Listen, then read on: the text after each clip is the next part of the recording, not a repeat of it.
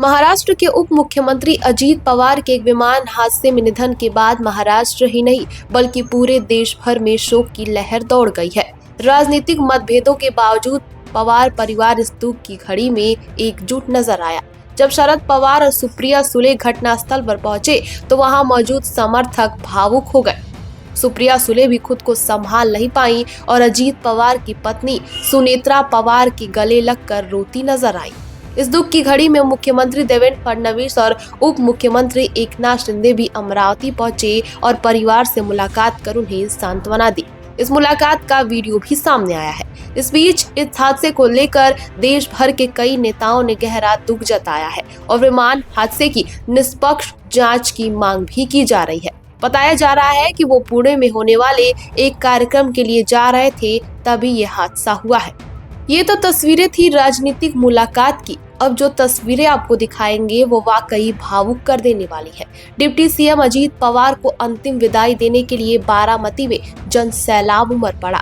पूरा शहर अजीत दादा अमर रहे के नारों से गूंज उठा। जैसे ही उनका पार्थिव शरीर अंतिम दर्शन के लिए रखा गया, समर्थकों और आम लोगों की भारी भीड़ उमड़ पड़ी।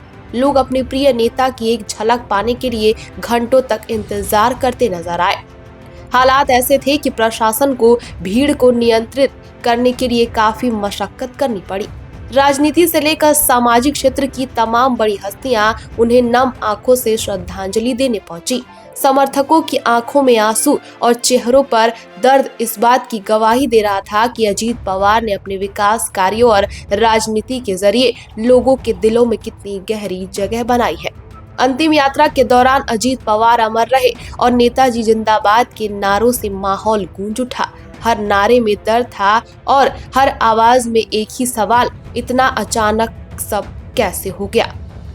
वहीं अजीत पवार के निधन पर पहली बार शरद पवार ने अपनी चुप्पी तोड़ी है। शरद पवार ने साफ कहा है कि ये एक हादसा है और इस पर राजनीति नहीं होनी चाहिए। उन्होंने कहा कि अजीत पवार के जाने से महाराष्ट्र को बहुत बड़ा नुकसान हुआ है, जिसकी भरपाई करना आसान नहीं है। और अब बात करते हैं ममता बनर्जी के बयान पर। इस पूरे मामले पर पश्चिम बंगाल की मुख्यमंत्री ममता बनर्जी के बयान को लेकर सियासत तेज हो गई है। ममता बनर्जी ने विमान हादसे को लेकर सवाल उठाए थे, जिस पर अब महाराष्ट्र के मुख्यमंत्री देवेंद्र फडणवीस ने कड़ा पलटवार किया है। देवेंद्र फडणवीस ने कहा है कि मौत जैसे संवेदनशील मुद्दे पर गंदी राजनीति की जा रही है। उन्होंने कहा कि ममता बनर्जी को इस तरह का बयान नहीं देना चाहिए था और ये बेहद दुर्भाग्यपूर्ण है कि वो राजनीति में निचले स्तर पर पहुंच गई हैं। सीएम फडणवीस ने यह भी कहा कि महाराष्ट्र के एक बेहद करीब और लोकप्रिय नेता के निधन पर इस तरह की राजनीति करना न सिर्फ गलत है बल्कि दिवंगत नेता का अपमान भी है।